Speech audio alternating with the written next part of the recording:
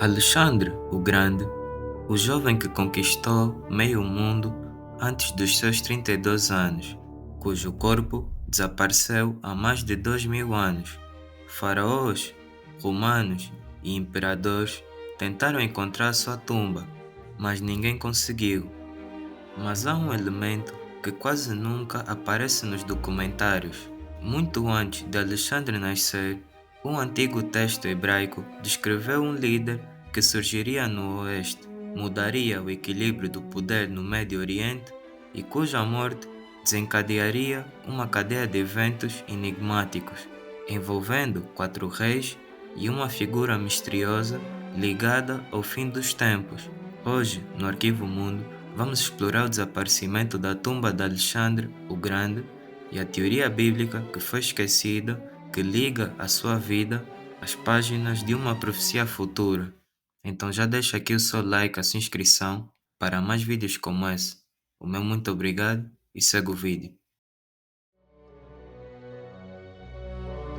Alexandre morreu no ano de 323 a.C., no palácio de Nabucodonosor, na Babilônia. Os relatos sobre a sua última semana são confusos e, curiosamente, contraditórios. Alguns historiadores descrevem uma febre intensa, outros falam numa dor súbita após beber numa festa comemorativa. E também há aquela hipótese moderna que vão desde malária a pancreatite ou até mesmo uma doença mais rara. Mas há um detalhe que não costuma ser mencionado nos vídeos populares. O corpo do Alexandre não se decompôs. Foram enviados embalsadores de elite, mas os relatos gregos afirmam que, mesmo antes de qualquer preparação mortuária, o corpo manteve uma aparência intacta durante vários dias. Para os comandantes que o acompanhavam, homens endurecidos pela guerra, aquilo não fazia sentido. A temperatura na Babilônia era extrema. Um corpo normal teria começado a mostrar sinais de decomposição logo após o primeiro dia ou segundo dia. Mas, segundo a tradição, defendida por alguns autores, isso não aconteceu com Alexandre. Os gregos viam isso como um sinal divino, uma espécie de confirmação do estatuto quase sagrado do rei. Já os egípcios, que mais tarde receberiam o corpo, consideraram-no como um presságio. E para outros, principalmente estudiosos modernos, esse episódio levanta uma possibilidade inquietante: a possibilidade de que Alexandre talvez não estivesse morto no momento em que foi declarado como morto. E esse pequeno detalhe, bastante curioso, marcará toda a história da sua tumba, porque um corpo que não se decompõe é um corpo que se preserva melhor e que, teoricamente, poderia durar séculos.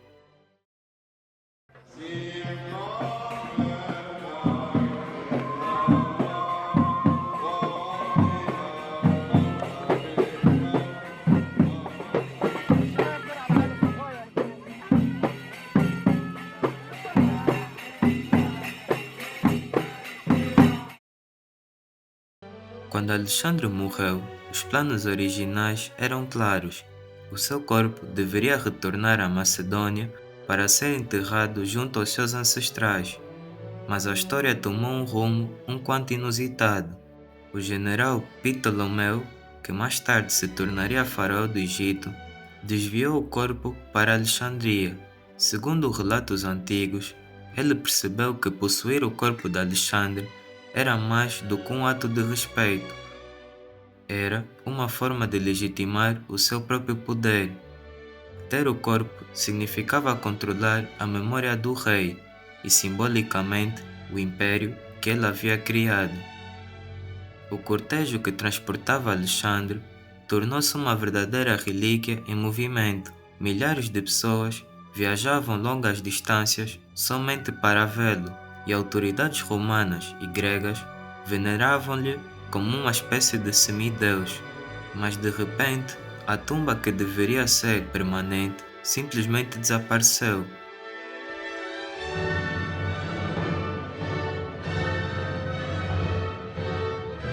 Alexandre foi enterrado em Alexandria, numa tumba chamada Soma.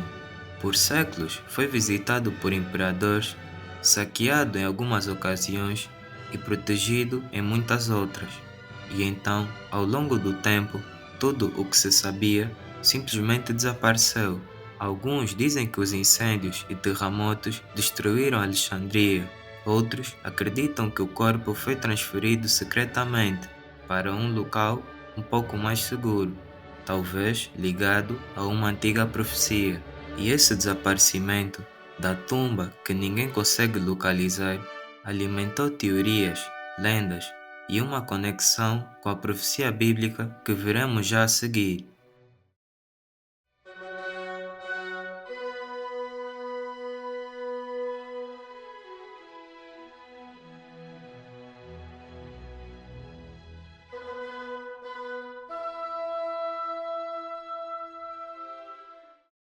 No livro de Daniel, capítulo 8, o profeta descreve uma visão simbólica: um carneiro com 2 chifres que domina o Oriente.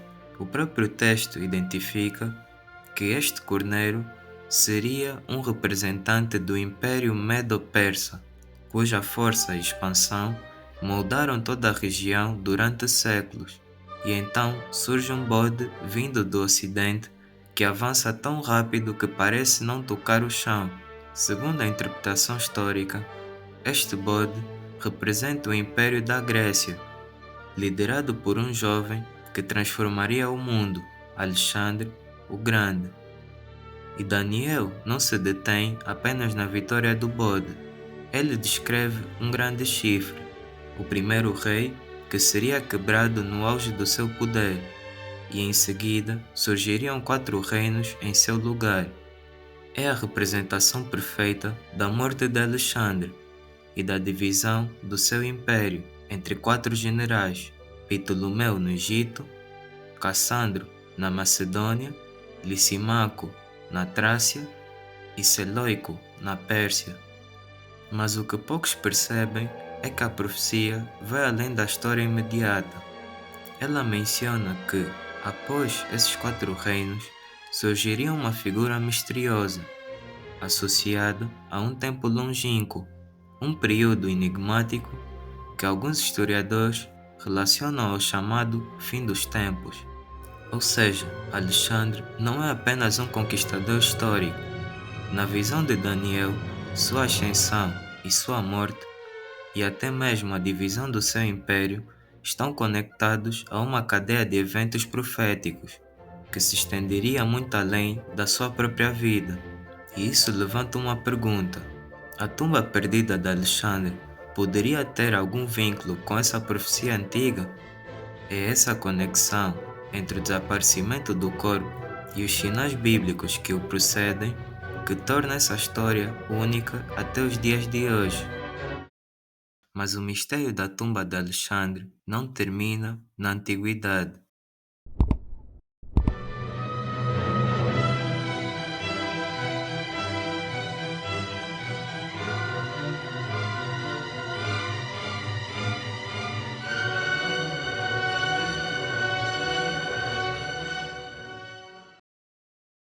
Entre rabinos e historiadores cristãos primitivos, circula uma lenda intrigante. O corpo de Alexandre teria sido escondido novamente para impedir que fosse profanado por governantes estrangeiros. Segundo essa tradição, ele não estaria apenas enterrado em Alexandria, mas entre reis num território que outrora pertenceu ao norte do Egito, um lugar que mudaria de mãos muitas vezes ao longo da história. E aqui entra a teoria moderna, que até hoje fascina muitos historiadores e arqueólogos. Alguns acreditam que Alexandre não está enterrado em Alexandria, mas sim na Cisjordânia.